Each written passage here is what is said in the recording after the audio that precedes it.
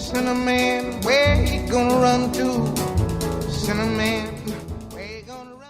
Muy bienvenidos a una nueva entrevista de Nicole Rodríguez. Adivinen qué tema vamos a estar conversando hoy. Todo Chile estuvo de elecciones el domingo 17 de diciembre.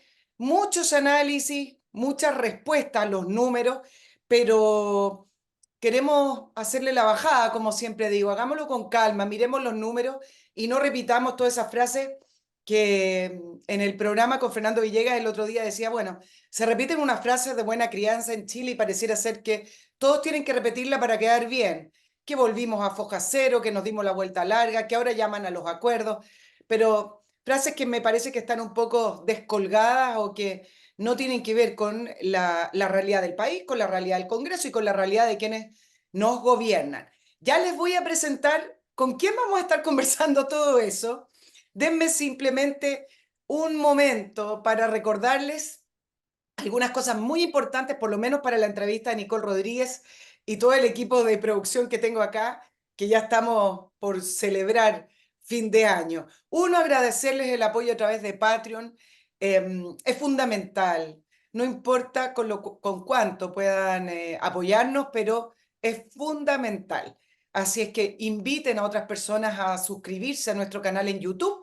¿Cómo lo buscan? La entrevista de Nicole Rodríguez, muy simple.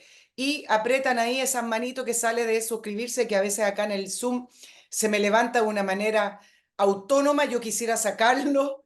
Si ustedes me ayudan a sacar todas esas caricaturas que aparecen mientras hablo, que le ocurren a otras personas, fantástico, me lo mandan al mail del programa porque lo he logrado sacar por unos días y después vuelve. Es como que se manda solo el computador y Zoom también, y me cargan. nicolperiodistachile@gmail.com. Ese es el mail para que me den la solución. También para que se puedan comunicar conmigo, con el equipo de producción, y poder leer sus comentarios, análisis, sugerencias, lo que siempre les repito, y algo muy importante, nuestros auspiciadores para el año 2024. Escríbanos si les interesa poder seguir apoyando este proyecto, tal cual como lo hacen nuestros auspiciadores, uno que ha estado desde el principio, Oxinova, este producto maravilloso, este producto fantástico porque simplemente soluciona un problema. No lo esconde, lo soluciona. ¿Cuál problema? El problema de los malos olores. En www.oxinoa.cl usted pide este producto, le llega este sobre, vienen varios sobrecitos pequeños que contienen una fórmula. Es un polvo, pero es una fórmula, y es una fórmula desarrollada en un laboratorio en Estados Unidos.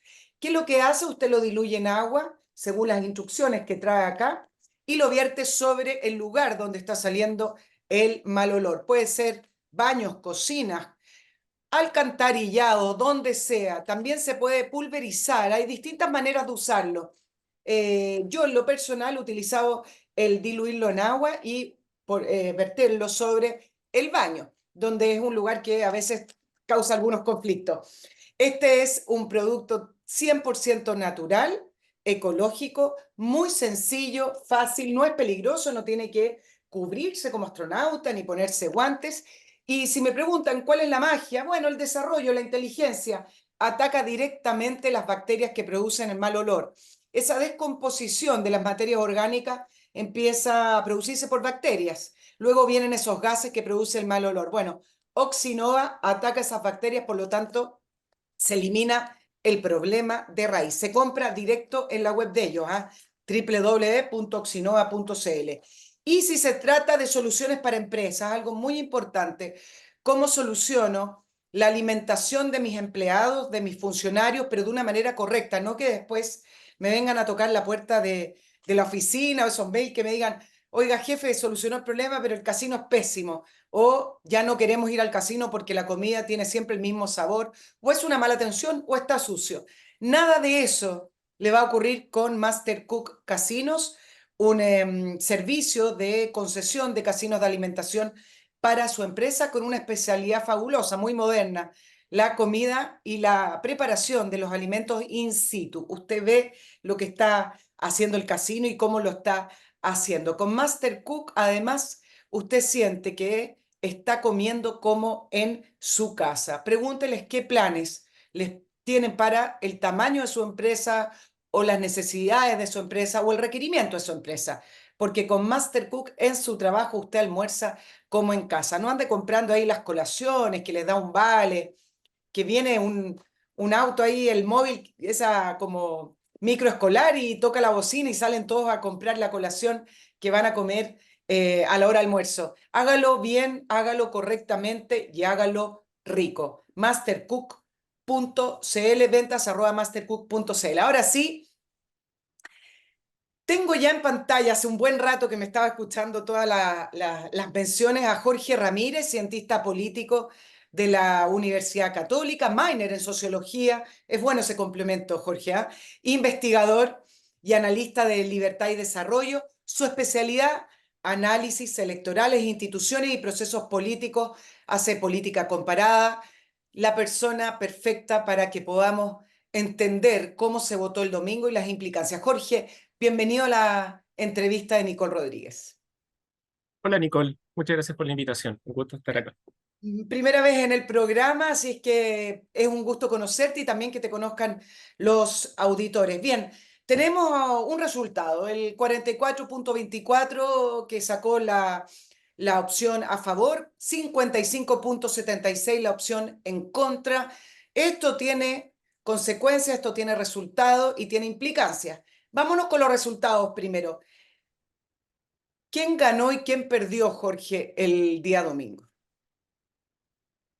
Bueno, yo creo que es claro que no ganó nadie en estricto rigor, ¿ya? Porque lo que hay acá es una señal muy clara que se valida ya en una segunda ocasión en términos de que la ciudadanía está disconforme con el producto de lo que fueron ambos procesos constituyentes. Digamos, el primer proceso que se inició durante el año 2021 y culminó en el año 2022, en el mes de septiembre, el día 4 de septiembre, cuando el rechazo gana con el 62% de las preferencias, con una señal súper clara, muy robusta desde el punto de vista del mandato democrático, en términos de que no gustaba esa propuesta constitucional que tenía características, yo diría, muy refundacionales, maximalistas e identitarias. Y después de ese proceso, yo creo que la gran mayoría de los electores que se inclinó por el rechazo en el 2022 sintió alivio, ¿ya? Un alivio porque en el fondo se había despejado esa amenaza latente de que un texto de estas características que ya describí guiara el norte, digamos, guiara el derrotero institucional de nuestro país. Después pasaron, digamos, los días, la semana, y se habilita este segundo proceso. Y ahí se produce una primera tensión, porque si bien es cierto, había un compromiso de los dirigentes políticos en el marco de las negociaciones y las tratativas durante la campaña del rechazo 2022 de dotarnos de una posibilidad de tener una buena y nueva constitución, nunca estuvo estipulado las características específicas de ese compromiso, digamos. El compromiso era una buena y nueva constitución. Nunca se habló de los tiempos, ni del mecanismo, ni de la forma en la cual eso se tenía que hacer válido. Finalmente, un grupo de dirigentes opta por habilitar este segundo proceso y fue súper desconcertante, yo creo, para la gran mayoría de los electores del rechazo 2022, porque de partida en términos semánticos ya era un poco complejo, porque todas las fuerzas políticas que habían estado por el rechazo ahora tenían que impulsar la opción a favor del cambio constitucional. Entre medio, se produce esta elección del 7 de mayo del 2023, en la cual el Partido Republicano obtiene una mayoría muy abrumadora, ¿cierto? Sí, ahora, Y sí, pero deja terminar esta idea porque yo creo que es importante para entender todo lo que viene después. Entonces, sí, el Partido Republicano gana esta elección, pero es una elección que ellos en el fondo nunca hubiesen querido disputar, porque ellos nunca abrazaron la idea de cambiar la Constitución. Finalmente ellos participan, lideran este proceso, siempre a contrapelo de el espíritu del electorado de base del Partido Republicano y de la derecha, que nunca fue, o sea, siempre fue un poco escéptica de esta idea de cambiar la Constitución. Y eso finalmente es lo que uno ve, porque uno mirando los datos un poco más en detalle se da cuenta de que esto todavía es preliminar, pero hay cerca de un 27% de personas que votaron rechazo en el año 2022, que no votaron por el a favor, ¿ya? Entonces, después uno puede hacer doble clic, quiénes son, etcétera. Probablemente vamos a hablar de aquello en un par de minutos. Pero yo creo que esos elementos tornaron muy difícil la campaña para la opción a favor. Y por otro lado, y con esto respondo y termino la pregunta, el gobierno tampoco gana, porque en el fondo ellos tuvieron que parapetarse o refugiarse en el lugar menos pensado, digamos, en el lugar menos pensado, porque la opción, digamos, menos mala para ellos es la Constitución del 80, es la Constitución era la Constitución de Jaime Guzmán, validada en 2005 por Ricardo Lago. Eh, y en esos términos yo creo que puede que se haya producido un revés electoral para la derecha. Después podemos ver si hay o no elementos de juicio para sostener aquello, pero en términos del oficialismo, de la izquierda y la centroizquierda, yo creo que en ningún caso hay una victoria ni electoral ni cultural, porque hoy día la agenda constitucional, que pasó a ser como el gran activo de la izquierda desde, digamos, desde la segunda mitad de los años 90 hasta el estallido, yo diría, hoy día es un pasivo, ¿ya? Hoy día cualquier grupo, colectivo, político que proponga algo así como reeditar un ensayo constitucional, la verdad es que en las condiciones actuales está condenado al fracaso. Quiero ir haciéndote algunas preguntas con respecto al voto en contra. Siempre fue un enredo este segundo proceso. Y, y no solamente enredo porque el proceso fue engorroso con los bordes, la comisión experta, pero después hay que elegir constituyente. La gente se fue desafectando del proceso, la gente no lo quería. En realidad nos engañaron, Jorge. Después del rechazo del 62% el 4 de septiembre, supuestamente quedaba la constitución vigente y fue muy rápido como el mundo político se puso de acuerdo para hacer inmediatamente este segundo proceso sin ni siquiera hacer la bajada ni el análisis de la derrota. Ok, ya te voy a preguntar de eso, pero con respecto a este proceso siempre fue un enredo y la campaña creo que también reflejó ese enredo. Ayer o antes de ayer en el otro programa que hago hacíamos análisis de cómo se puede ir entendiéndole en contra este 55,76. Quiero ver si tú estás de acuerdo y tú me lo dices. Hay gente que votó en contra porque efectivamente no se sentía muy afín a la propuesta constitucional. Quizás eso es lo más simple y yo creo que son los menos. Pero el en contra también ahí hay un grupo de gente que está en contra del octubrismo. Hay gente ahí del en contra pensando que el en contra también era en contra del gobierno. Hay también un grupo de gente ahí en el en contra que es en contra de todos, es decir, en todo el acuerdo político, todo el mundo político que firmaron este segundo proceso que nos tiene agotado. Hay gente que votó en contra porque se quedó concentrado con el tema de los retrocesos, ya sea con el tema del aborto y de las mujeres, y no leyó mucho más si es que efectivamente eso se iba a materializar con una aprobación de la Constitución. Hay gente de derecha que votó en contra, además, no solamente porque no se siente afín al texto, sino que porque se siente traicionado, principalmente por el Partido Republicano, que en un primer momento no firmó ese acuerdo para el segundo proceso, pero después, como una proyección electoral o por subirse a un tren que ya había partido y porque está en el mundo político, hay que jugar la regla, decidió sumarse. Es decir, hay una serie de grupos que se juntaron con distintas miradas y distintas interpretaciones de este en contra. ¿Estás tú en esa línea o tú quizás lo separas en menos grupos? No, yo creo que la intuición es correcta. En primer lugar, yo creo que, mira, siempre toda elección tiene como una suerte de espíritu de época, ¿ya? Que es como la emoción predominante en virtud de la cual se alinean los incentivos y sobre todo el electorado, ¿ya? Los incentivos de los actores políticos y de algún modo las pulsiones del electorado que finalmente se traducen en intención de voto. Yo te diría que este proceso constitucional de 2023 y el plebiscito del pasado 17 de diciembre, el espíritu de época era un poco la antipolítica, ¿ya? Esa sensación de hastío, de desafección, de desilusión, de rabia, de impotencia, respecto de una clase política, y acá yo, sin distinciones, izquierda-derecha, digamos, que durante los últimos 4 años ha orbitado en torno a una agenda constitucional.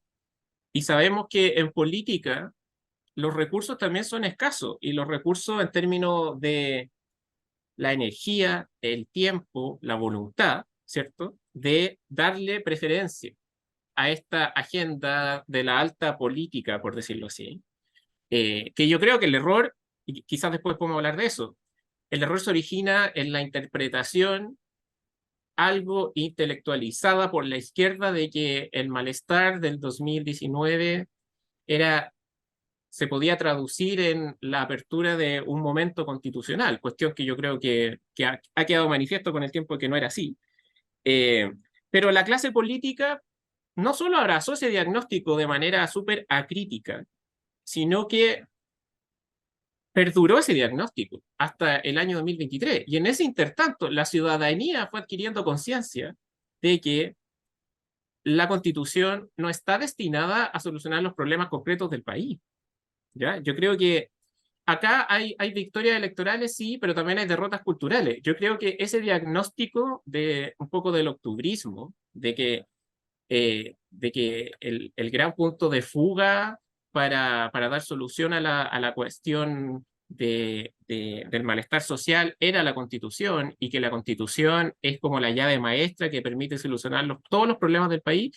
Yo creo que eso hoy día ha quedado muy, muy lesionado, esa premisa. Claro, Y efectivamente, y con esto cierro, ese espíritu de época de antipolítica, de voto castigo, se vio muy reflejado en la votación.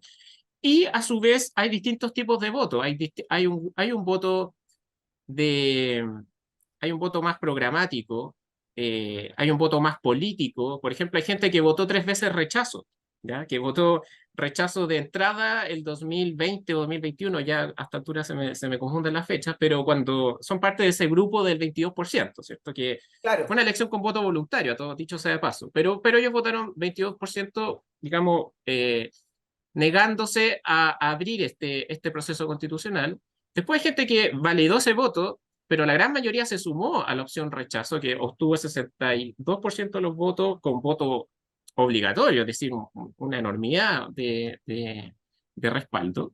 Y hay gente que en esta ocasión no se alineó con la derecha institucional. Yo creo que en esto la semántica es relevante, porque efectivamente la derecha, los de la derecha institucional, sus partidos políticos estuvieron por la opción a favor, pero yo creo que hoy día hay expresiones súper variopintas. Yo he escrito algo sobre esto en el medio Exante, donde yo soy columnista semana a semana, eh, porque hay otros grupos que no son parte de la derecha institucional, pero sí son parte de la derecha cultural, digamos, y política, pero que solo que se canaliza a través de otros medios, como son las redes sociales, etcétera, que se ha ido organizando, y que obviamente estuvieron en esta ocasión por el en contra. Y solo así se explica esta correlación de fuerza, y se cristaliza esa idea de que este voto no es ideológico. O sea, no es que podamos decir en ningún caso, y con esto obviamente que valido tu diagnóstico, de que es tan compleja la composición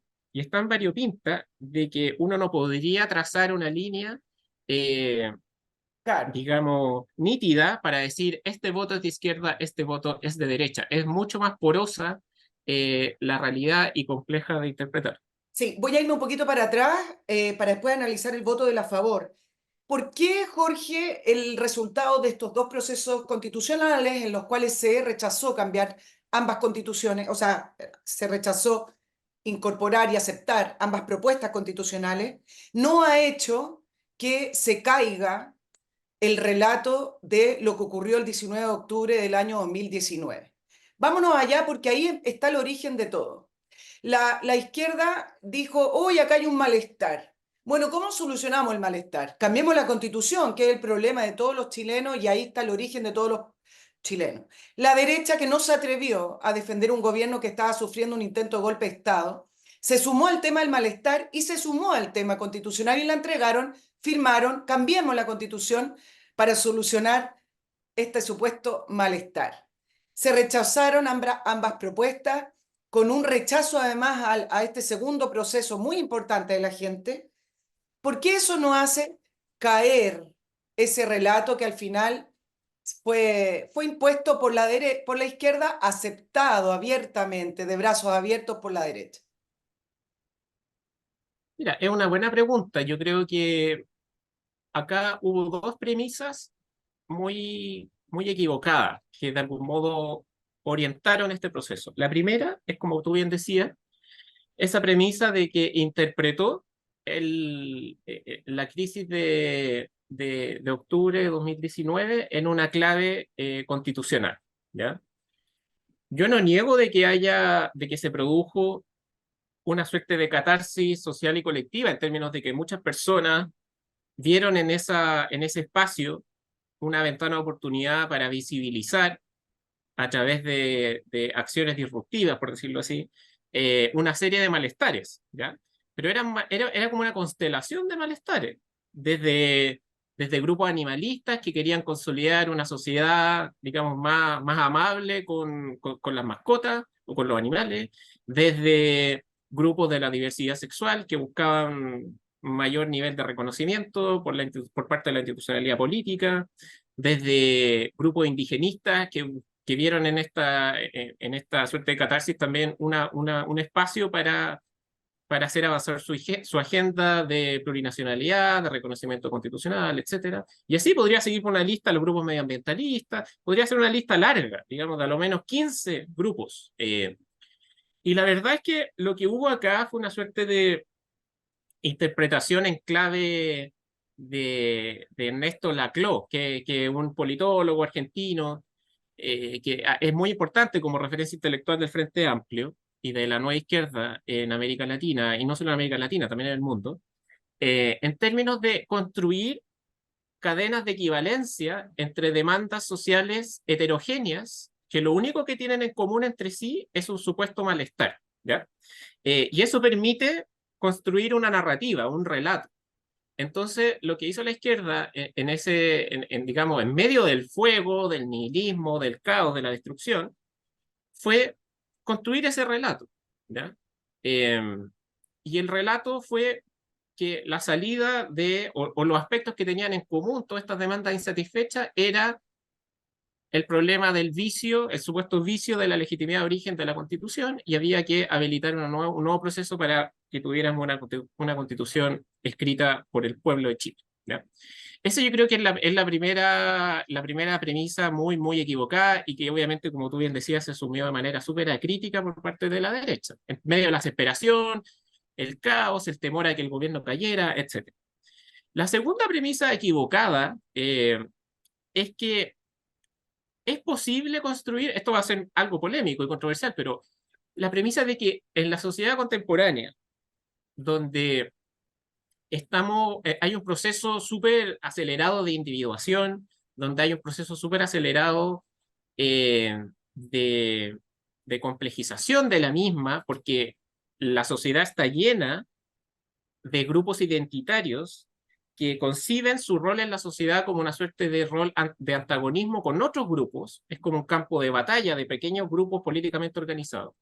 Y a su vez, donde los tiempos en los que opera la política se produce un desajuste muy significativo con los tiempos en los cuales transcurre la vida cotidiana de las personas, donde el valor de la inmediatez es cada vez más relevante.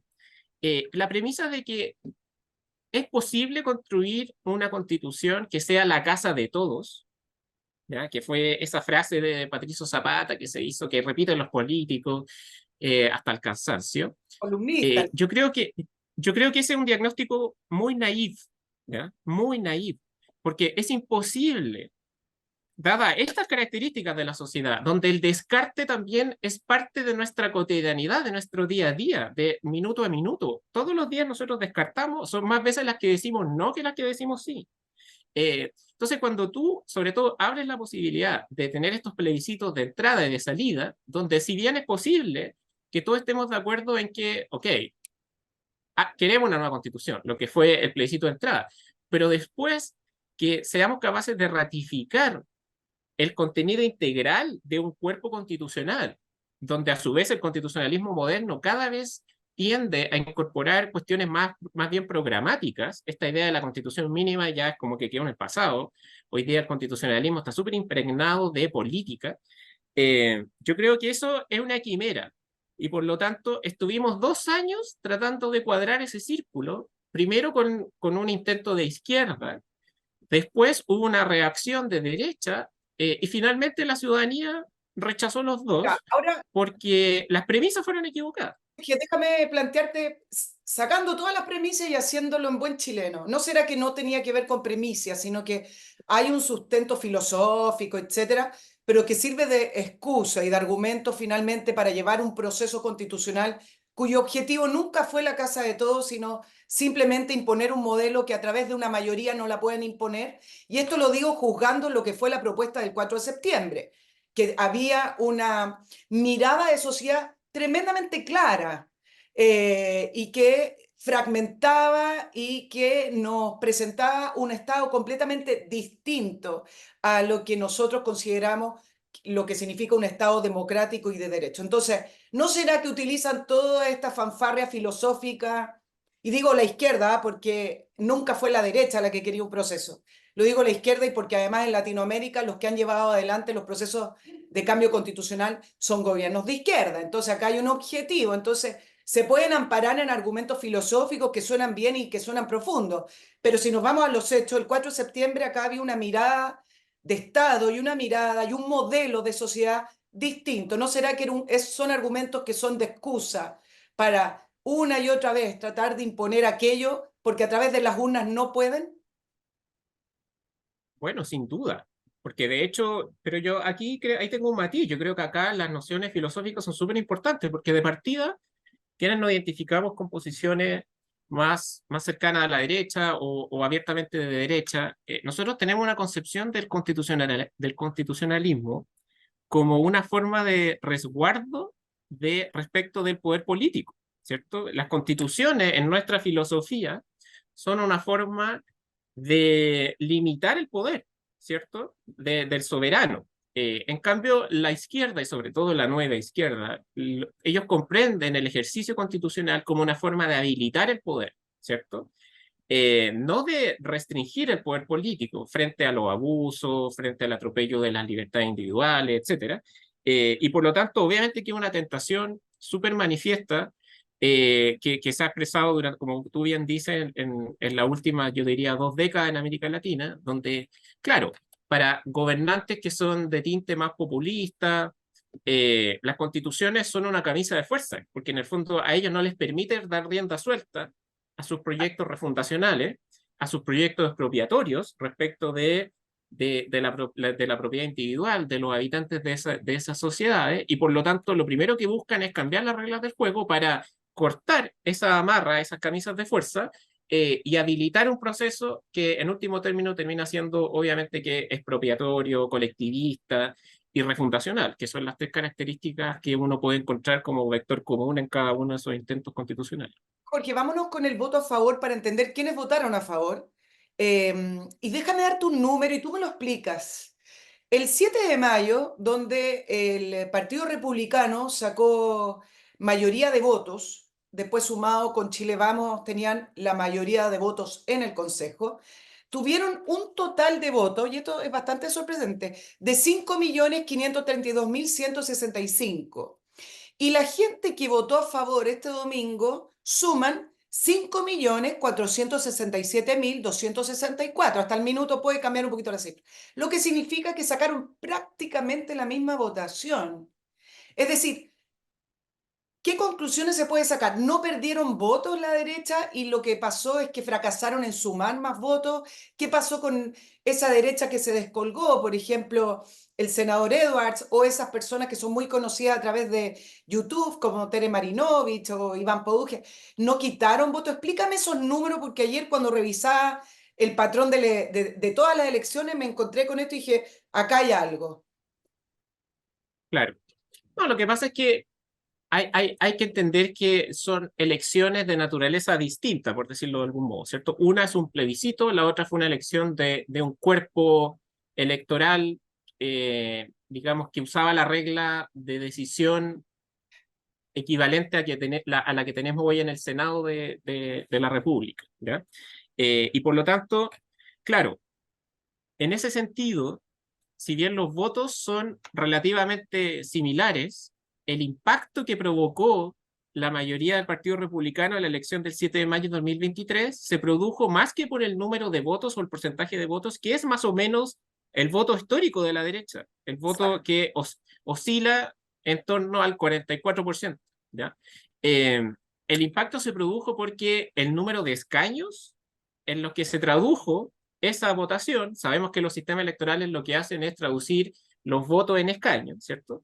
El sistema electoral conformó o produjo esa mayoría, digamos que fue muy, muy significativa en el Consejo Constitucional, pero desde el punto de vista de la estricta correlación electoral, tu dato, tu antecedente es correcto. Los números de votación de la derecha, incluso desde la elección de José Antonio Kast en segunda vuelta, han sido, digamos, bastante estables y perdurables durante los 3 ciclos eleccionarios, pese a que la elección de Kast fue con voto voluntario. Y lo que yo podría señalar es que sí hay, yo creo, una pérdida de votos, porque aquí es importante ver contra quién nos comparamos. Si uno compara con el rechazo 2022, es súper claro que obviamente hay una fuga de votos, que yo te decía que alrededor del 27%. Por ejemplo, si uno, esto todavía es preliminar, pero como indagando en algunos resultados por distrito, por comuna, uno, por ejemplo, si contrasta la votación del rechazo en las comunas del distrito 11, ¿ya? Que es, digamos, Las Condes, Vitacura, Barnechea, donde está con un poco la derecha, parte de la derecha social, con la votación del a favor 2023, uno ve que hay una merma, digamos, en torno al 9, entre el 9 y el 12% de menos cantidad de votos, de no traducción lineal, ¿ya? O sea, hay una fuga.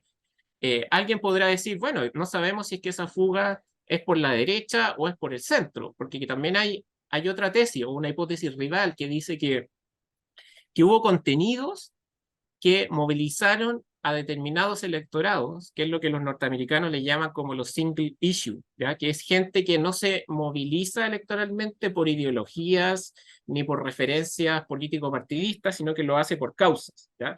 Y por ejemplo, yo ayer miraba la tarde unos datos que publicó una consultora que se llama Holster, que ellos son bien buenos, son bien serios, y ellos plantean de que dentro del electorado femenino, eh, sobre todo en los tramos etarios más jóvenes, bajo los 34 años, el nivel de apoyo, de respaldo de la opción en contra fue cercana al 70%, Así en es. contraste a los niveles de respaldo que obtuvo esta opción en los otros grupos etarios, que continúa siendo mayoritario, pero hay una diferencia de la índole o del orden de 20 puntos porcentuales. Entonces, efectivamente yo creo que sí hay temas que permiten movilizar. Entonces, nosotros vamos a tener que discrepar y ser muy quirúrgico en el análisis al momento de establecer efectivamente cuáles fueron los móviles que permiten explicar estos patrones de continuidad y cambio en las tendencias políticas. Pero para englobar tu pregunta y comentario,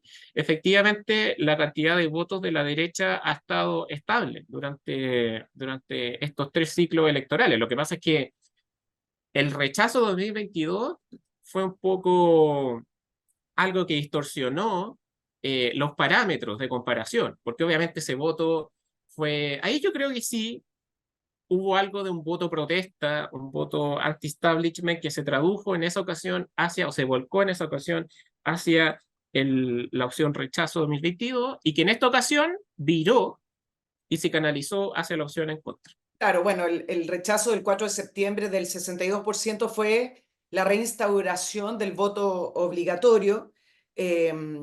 Y entonces ahora sí es más fácil también comparar los patrones de comportamiento con el voto obligatorio. Lo otro era casi una caja de Pandora. Te voy a hacer una pregunta. Acá uno ve los análisis, más bien se van repitiendo y hablan de que acá había una propuesta refundacional, cuando habla gente del Frente Amplio, del Partido Comunista, tratando de empatar con la propuesta del 4 de septiembre, o muy identitaria. Yo te voy a hacer la pregunta al revés, Jorge.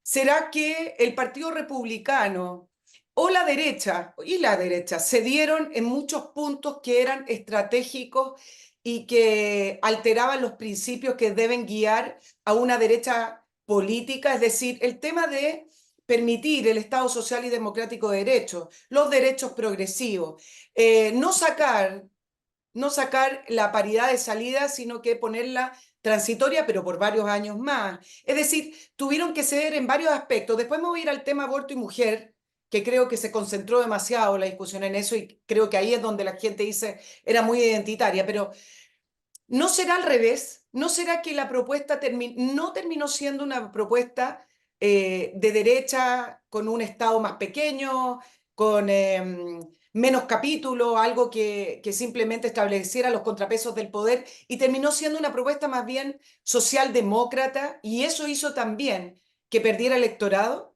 No sé, te lo pregunto al revés.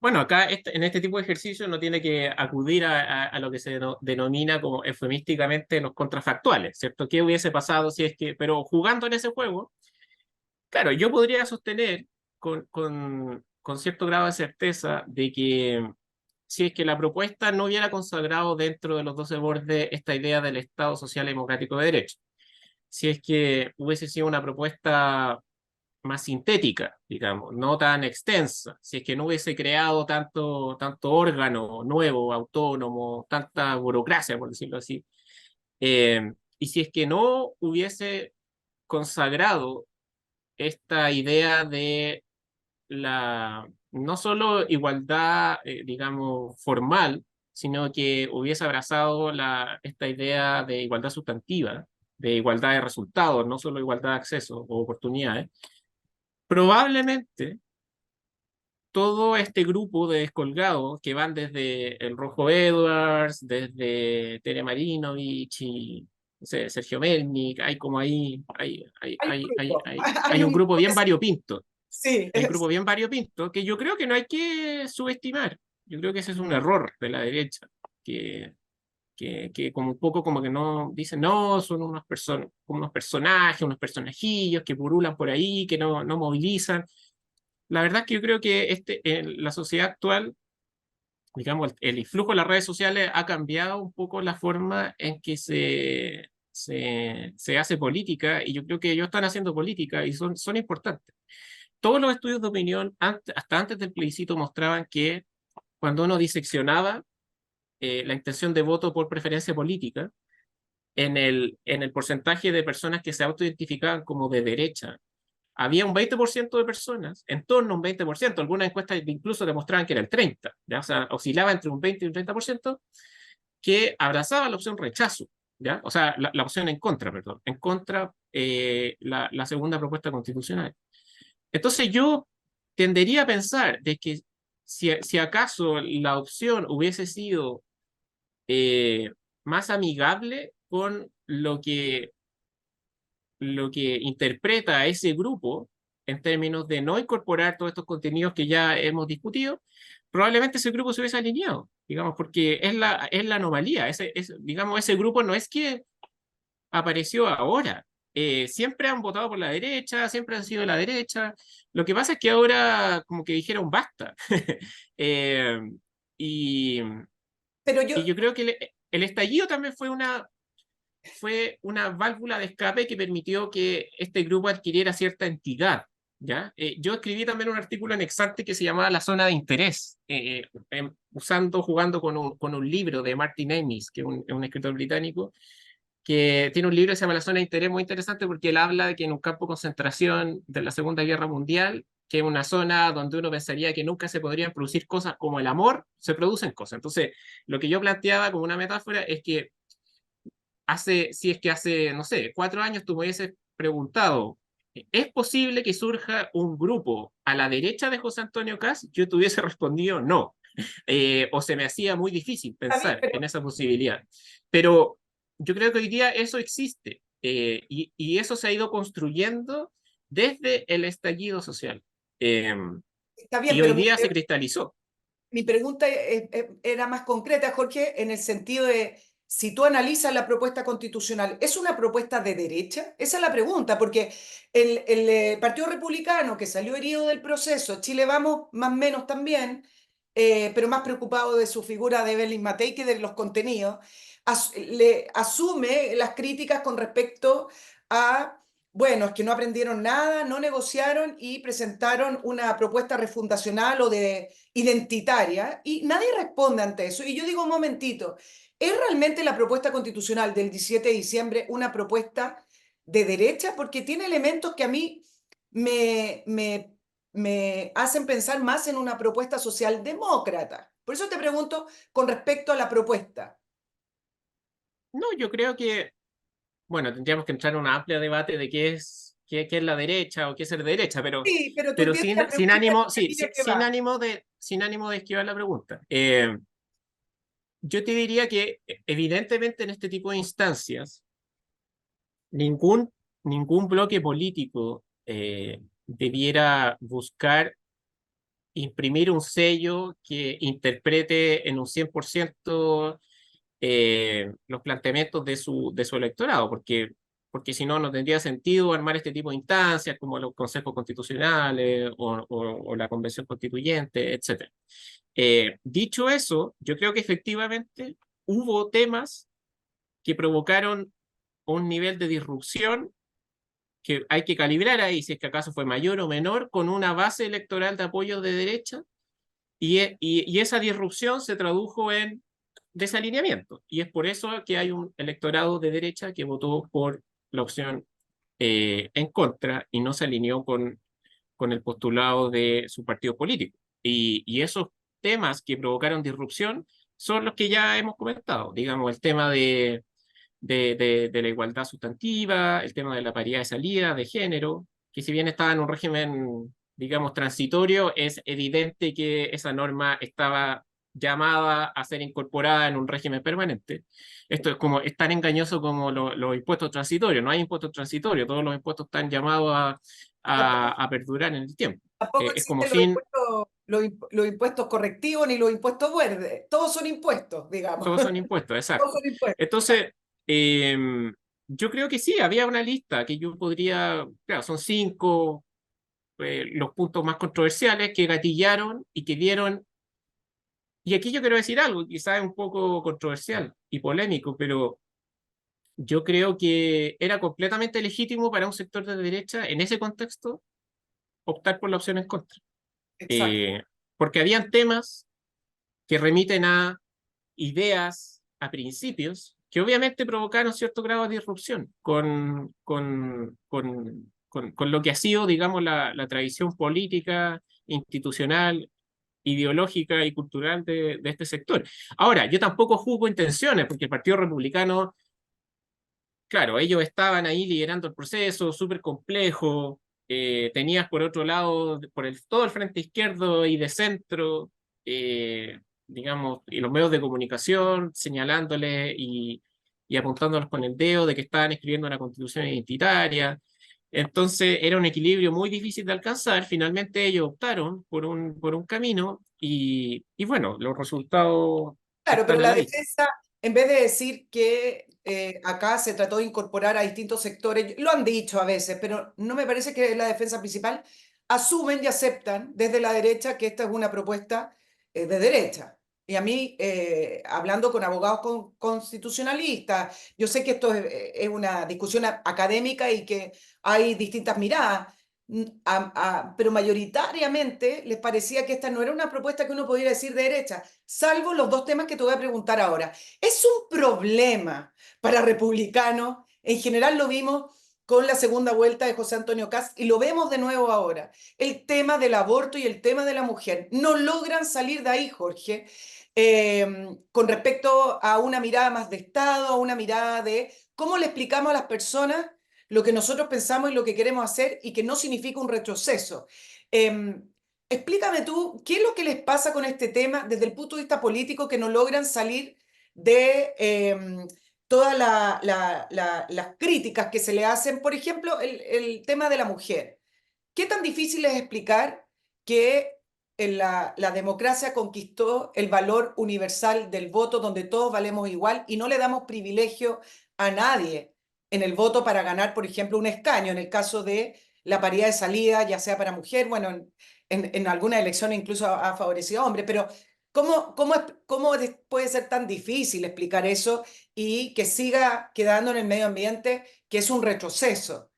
Entonces, explícamelo tú, ¿cómo es que nos salen de estos dos temas que ya se la hicieron en la segunda vuelta presidencial? Algunos incluso, yo te voy a decir, estas cosas que a uno le parecen insólitas. A mí en la segunda vuelta presidencial me llegaban mails al programa, nicolperiodistachile@gmail, diciendo que escucharon que José Antonio Kast les iba a quitar el voto a las mujeres. Entonces, imagínate siglo XXI, un presidente, o sea, son cosas que no van a pasar. Y hay gente que lo asumía porque escuchaba esto. Bueno, acá, en otros términos, en otra dimensión y en otro volumen, creo que se volvieron a enredar porque no lo saben explicar bien o no saben salir políticamente del tema. Explícamelo tú. Sí, yo creo que acá hay dos componentes. Uno, y es que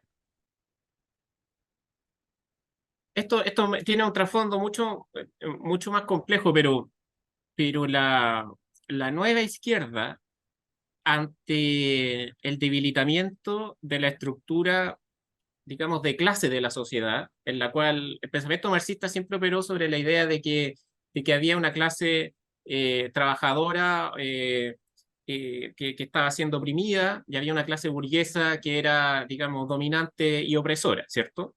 Pero con el advenimiento de la sociedad contemporánea y el capitalismo, esa sociedad de clases, obviamente que ya no existe, ¿ya? Hoy día no existe algo así como un proletariado socio-urbano, ¿ya? Entonces, como ante ese cambio drástico de la estructura societal, el movimiento táctico de la nueva izquierda, y en eso yo creo que sí hubo lucidez por parte de ellos, es que ellos reemplazaron los grupos en el esquema oprimidos-opresores, incorporando estos grupos identitarios, que pueden ser los grupos medioambientalistas, los movimientos indigenistas, eh, y también una forma radical de comprender el feminismo, ¿ya?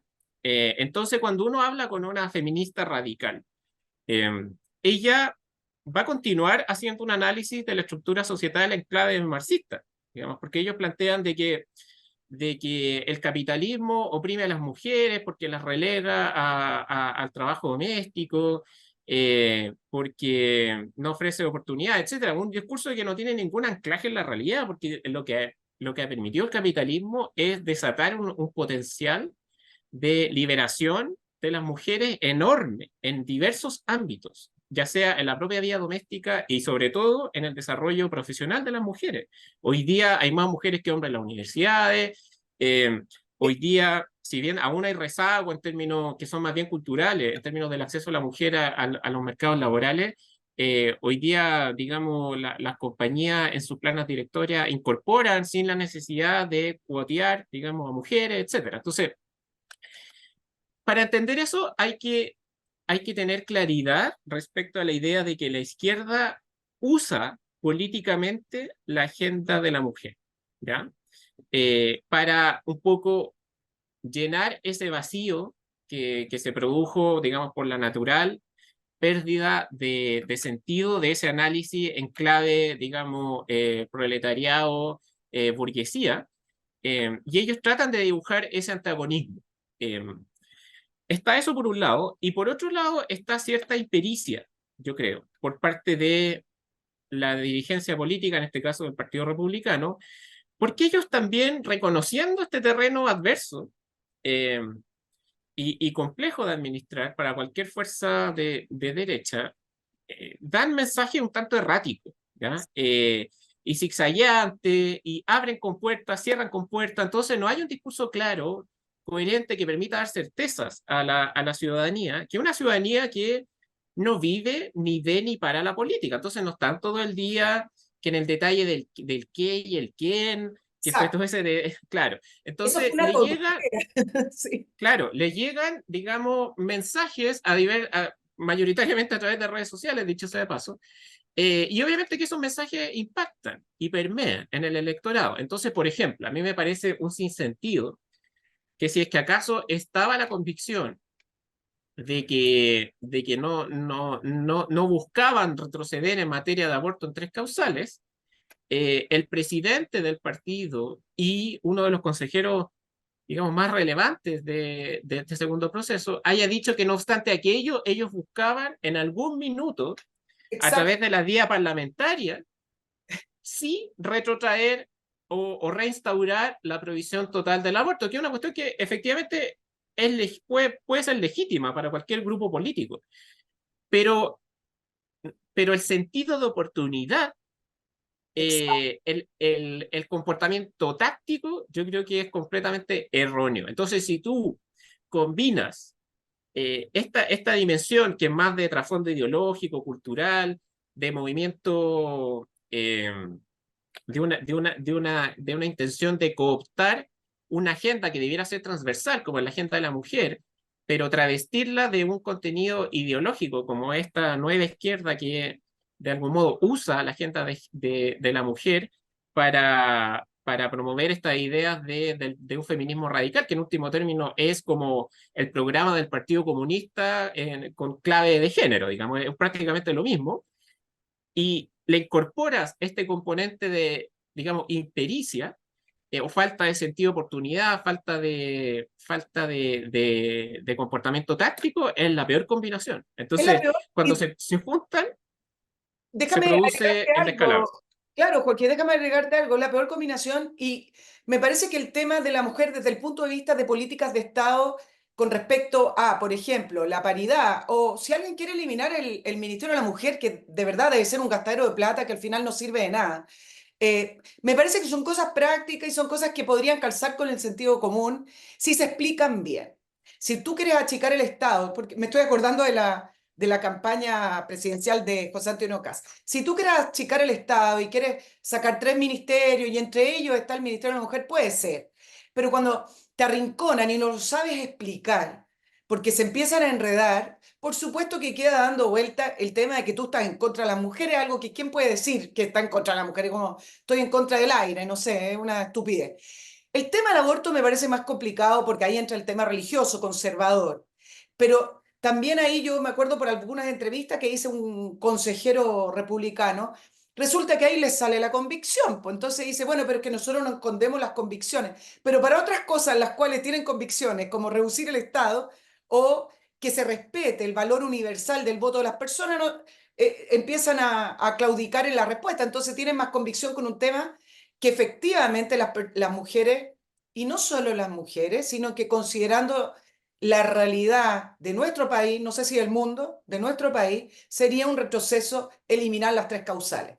Eh, ¿Por qué te planteo esto? Porque a mí me parece que la norma iba más bien para poder regular algo que se expresó el 4 de septiembre en la discusión de la propuesta constitucional del 4 de septiembre, que era este feminismo radical y extremo que pedía, acuérdate tú, aborto libre en cualquier Libre. minuto, en cualquier mes. Y si tú ves las encuestas de opinión, y en ningún país del mundo se da el aborto libre a los 9 meses porque se me ocurrió y ahora no quiero. Entonces, ¿qué costaba? Digo yo, y esto es como un comentario que te hago a ti, a ver si tú me lo respondes. ¿Qué costaba explicar que simplemente esa norma era para impedir que se levantaran estos radicalismos con respecto al aborto? Pero tampoco lo saben explicar porque a lo mejor ellos tampoco saben por qué lo están haciendo o no.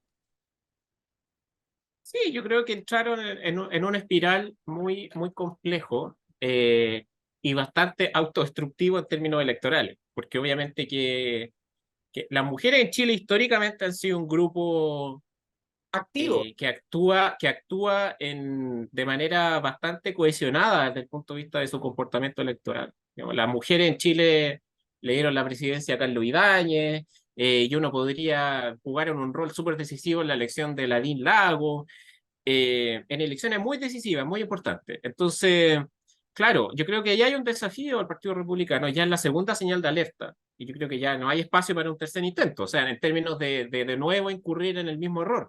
Yo creo que ellos debieran intentar construir un relato mucho más limpio, mucho más claro respecto a, por ejemplo, eh, no al aborto libre, y que esa sea la premisa, no al aborto libre.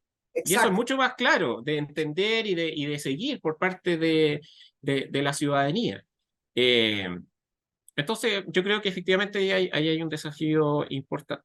Ahora, dicho todo esto, mira el desafío también que te voy a preguntar. Hablamos del techo que tenía la derecha. Yo te comparé esas dos cifras con 5 millones, casi 5,5 millones de votos que obtuvieron el 7 de mayo entre Republicano y Chile Vamos y ahora el a favor.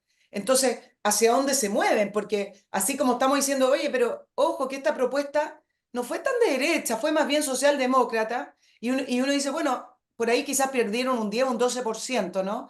De gente que se descolgó de la derecha. Entonces, hacia dónde se tienen que mover para poder quebrar ese techo que estamos hablando, que es histórico, el 44% de la derecha, digámoslo así.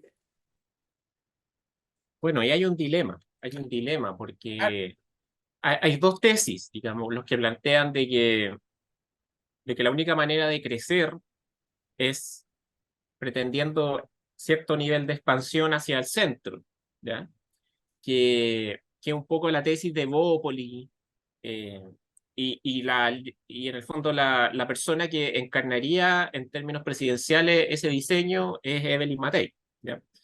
Eh, versus otra tesis que plantea de que todo lo contrario, lo que hay que buscar es tratar de realinear a ese voto de derecha que está desafectado, porque siente que la derecha siempre está un poco como subordinada culturalmente a las lógicas y a las premisas de este consenso socialdemócrata que imperaría en la sociedad. Y ese es un poco hoy día el dilema de José Antonio Cast, ¿ya?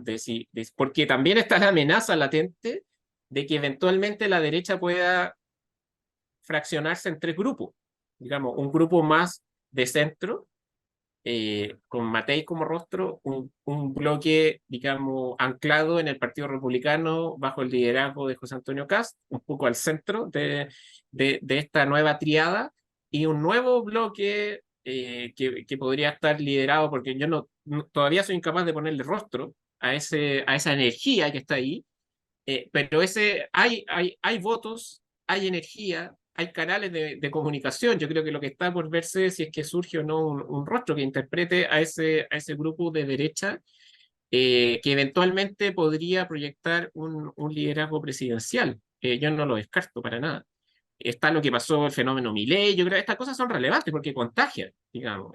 Porque mucha gente de Chile dice, oye, si Milei pudo, ¿por qué acá no se podría? van copiando. Em, Claro, entonces yo creo que es muy importante ver esta reacción temprana, digamos, hacia dónde apuntan los primeros gestos, las primeras reacciones, porque claro, los discursos del domingo en la noche son bastante vacíos, digamos, son tan repletos de lugares comunes, pero yo creo que durante esta semana, el fin de semana, cuando vengan las entrevistas un poco más en profundidad, uno va a poder detectar hacia dónde apuntan los lineamientos estratégicos de los liderazgos presidenciales y políticos en términos de finalmente decantar hacia el centro o buscar por recuperar ese terreno perdido por el flanco derecho. Es una pregunta súper difícil de responder. Yo solo soy capaz de dibujar la encrucijada. No Claro, podría decirte qué es lo que conviene más o menos, no tiene que ver con la pero es un decisión. poco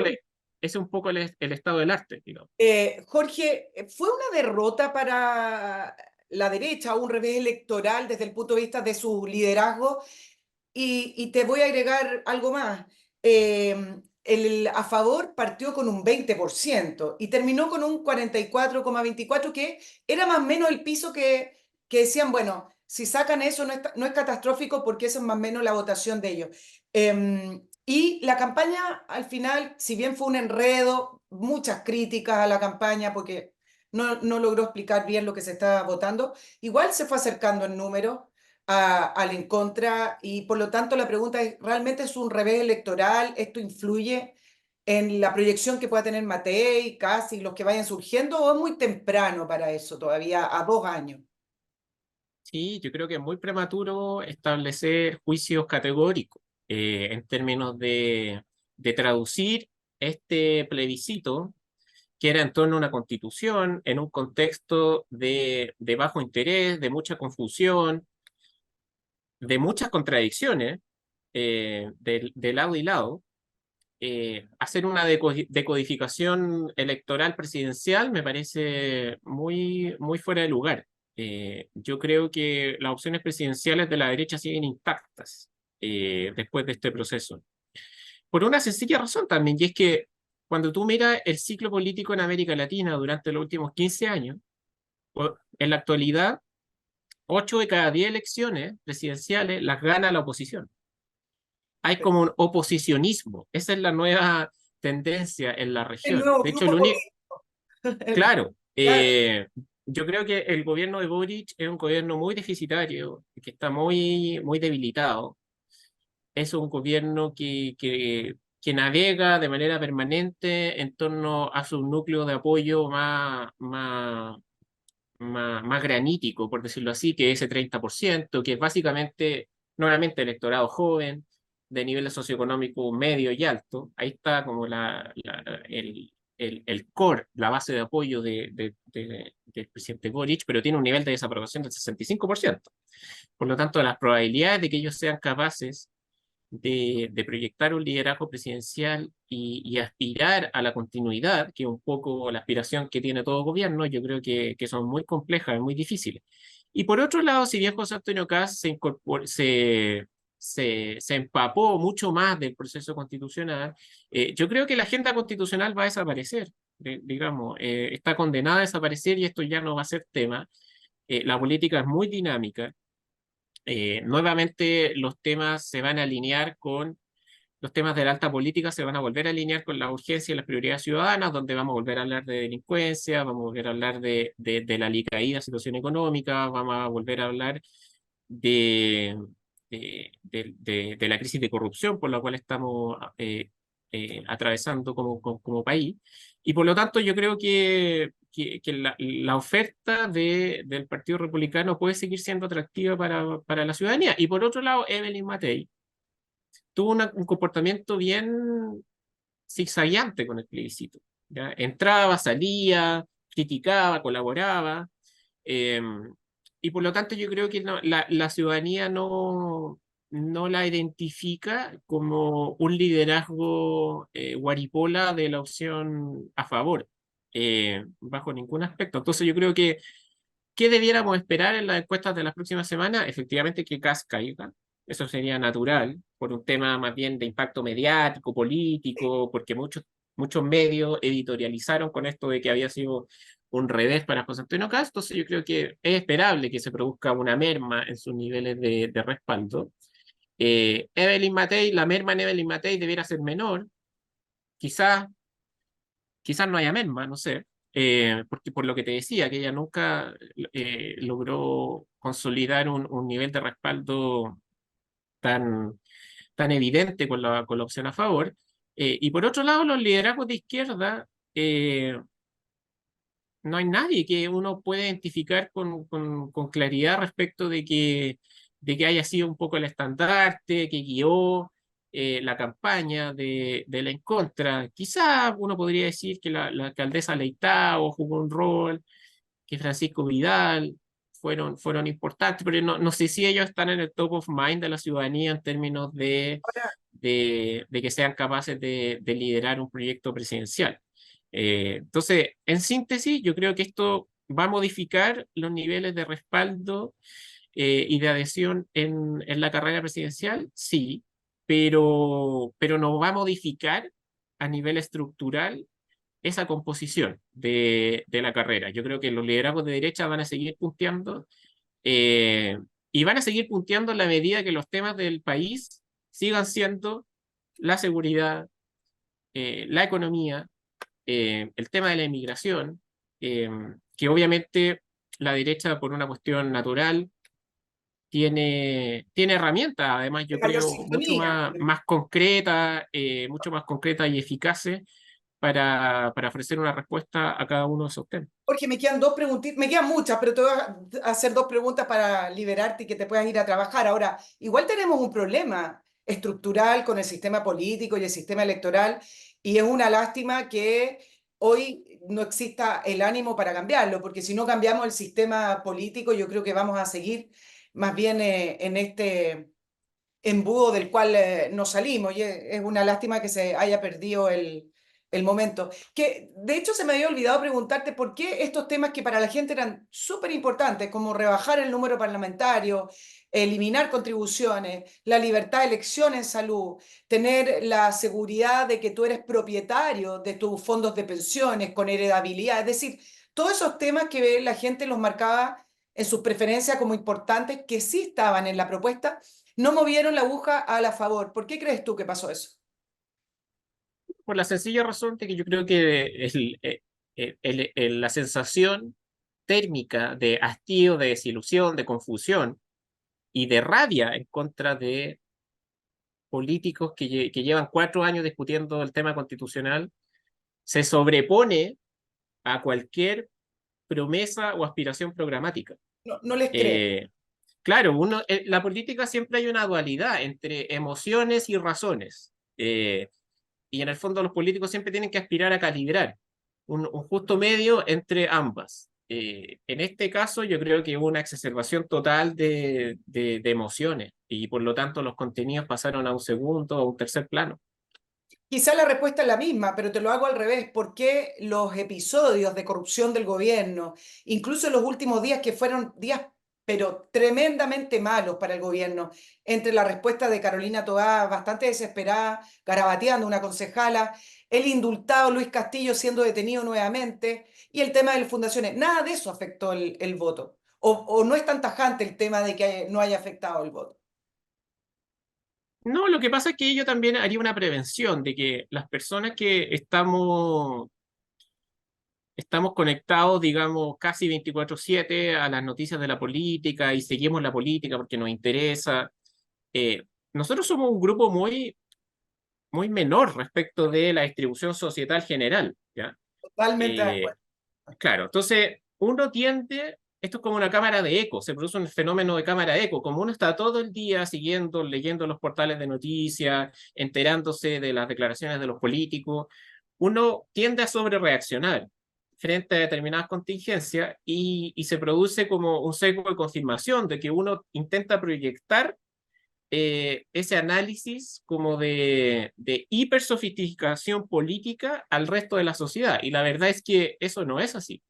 Y con esto no estoy haciendo un juicio de valor respecto de la sociedad. De hecho, quizás personas como uno seamos los que estamos equivocados de adjudicarle tanta importancia a la política.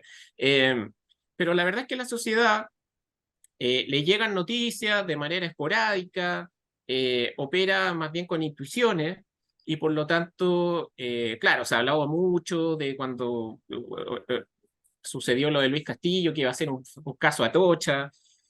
Hay que guardar las proporciones, o sea, el caso Atocha, murió gente, se paralizó toda una ciudad, conmoción, los líderes mundiales se pronunciaron, digamos, está en otra escala. Esto, claro, fue un escandalillo, por decirlo así. Ya no estoy quitándole peso ni valor, pero desde el punto de vista del efecto mediático era de otra proporción.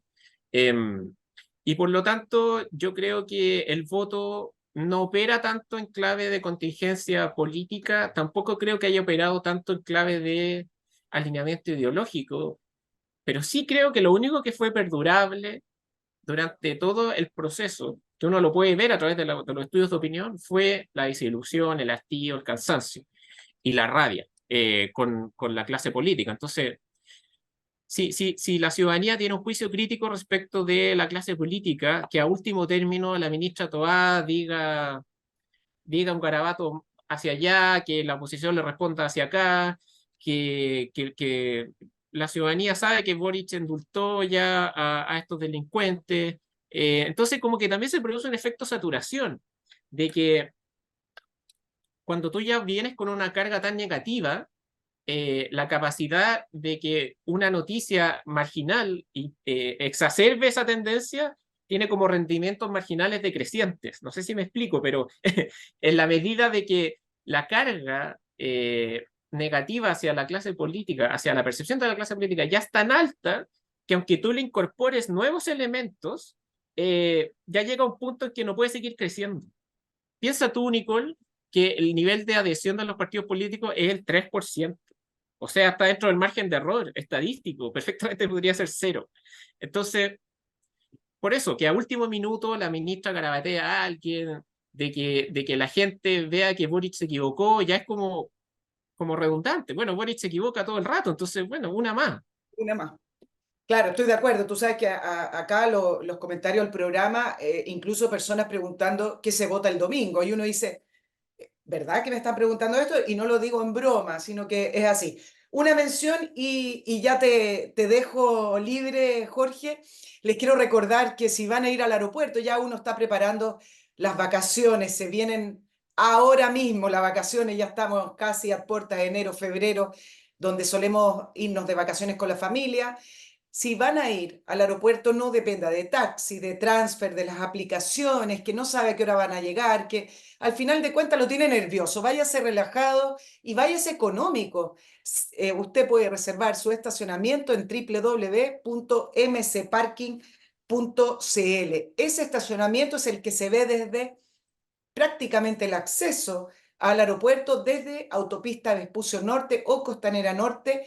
Entra directamente al estacionamiento, usted ya tiene reservado y pagado, y un bus de MC Parking lo deja en la puerta del edificio del aeropuerto con su familia, coches, maletas, o usted solito como quiera viajar. El bus de MC Parking está cobrado, está incorporado en el valor del arriendo, y mientras antes, con mayor anticipación, usted reserve su espacio, más económico le va a salir. Por eso le digo, si usted ya sabe que va a viajar en febrero, ahora es el momento, www.mcparking.cl. Muy seguro, guardias, alarmas, usted va a encontrar su vehículo exactamente igual a como lo dejó. www.mcparking.cl. Jorge, el hecho de que el presidente Boric no haga el cambio de gabinete significa que tampoco tiene una crítica, autocrítica o una mala evaluación de cómo ha sido su gestión. ¿Por qué no hace el cambio de gabinete? A ver, respecto al gobierno, yo creo que hay dos cosas interesantes, muy corto. En primer lugar, yo creo que ellos aprendieron la lección de no involucrarse como lo hicieron en el primer proceso, que en el fondo eso derivó en que la ciudadanía también, a través del voto, transformara esa elección en un referéndum en torno a la gestión de Boric, ¿ya? Yo creo que ellos aprendieron esa lección y por lo tanto aplicaron una estrategia de repliegue táctico y de mutismo. No, en eso fueron bastante ordenados y disciplinados, y eso yo creo que contribuyó en parte para que tuvieran esta suerte de respiro entre medio de estas cuatro grandes crisis por las cuales atraviesa el país: de orden y seguridad, crisis económica, crisis de corrupción y crisis de gobernabilidad. Entonces, dicho eso, el gobierno hoy día busca una ventana de oportunidad para relevar algunos aspectos de su programa, ¿ya? Porque el programa se dinamitó con el proceso constitucional de 2022, ¿cierto? Recordemos que ellos condicionaron la implementación de su programa al eventual éxito de la opción apruebo en ese entonces. Esa fue como la tesis de Giorgio Jackson, que terminó siendo un completo desastre, dicho sea de paso. La tesis. Bueno, y el liderazgo también terminó siendo removido del gabinete. Dicho eso, yo creo que hoy día el gobierno puede respirar con un poco más de tranquilidad y están intentando relevar con mucha fuerza a lo menos dos de sus reformas, que son el pacto tributario y la reforma de pensiones.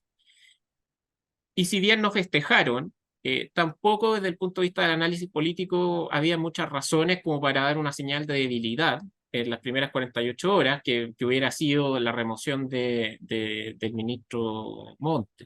Pero yo creo que la situación de todos modos es bastante insostenible y probablemente lo que está estudiando el gobierno es iniciar el año 2024 con un cambio que debiera ser mucho más amplio que solo el Ministerio de Vivienda o la asesoría o la jefatura de la asesoría presidencial, que en este caso es liderada por Miguel Crispi.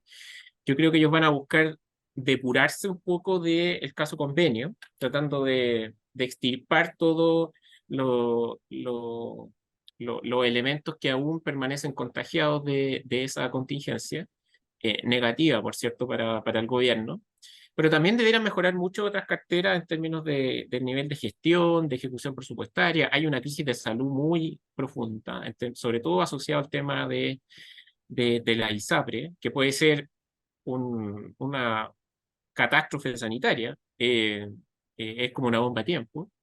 También el Ministerio de Obras Públicas, un ministerio que está muy cuestionado por su bajo nivel de ejecución presupuestaria. Entonces ahí uno podría armar un elenco de 5 carteras que sí o sí debieran someterse a un cambio de cara al inicio del año 2024.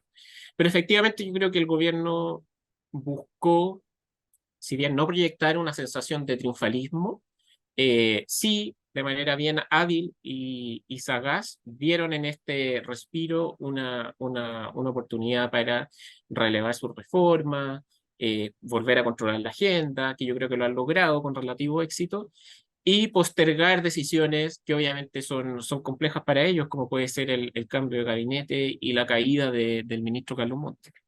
Claro, claro que sacudirse el tema fundaciones como escaparse de la propia sombra, pero bueno, vamos a ver cómo resulta eso. Jorge Ramírez, cientista político de la Universidad Católica, investigador y analista de Libertad y Desarrollo, muchísimas gracias por estar en la entrevista de Nicole Rodríguez. Nos veremos en una próxima oportunidad, Jorge. Muchas gracias, que tengas un buen día y a nuestros auditores que tengan un muy buen miércoles. Me escriben nicolperiodistachile@gmail.com. Que estén bien. Chao, chao. Oh, Cinnamon, where you gonna run to?